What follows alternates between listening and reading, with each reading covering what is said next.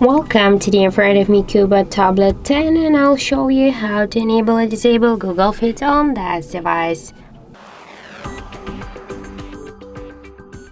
So first we can see that the Google Discover is activated, and if you want to turn off the switcher, we should first hold for a while our device screen with a finger and then tap to the home settings here. Here we can see show Google App switcher. It's turned on. Just to turn it off, we should click here once on the switcher. And now while we'll go back to the our home screen, we can see that the Google Discover is turned off successfully.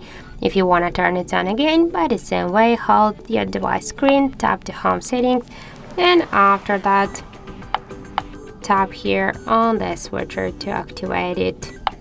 And that's it. So thank you for watching, and if you find this video helpful, don't forget to leave a like, comment, and to subscribe our channel.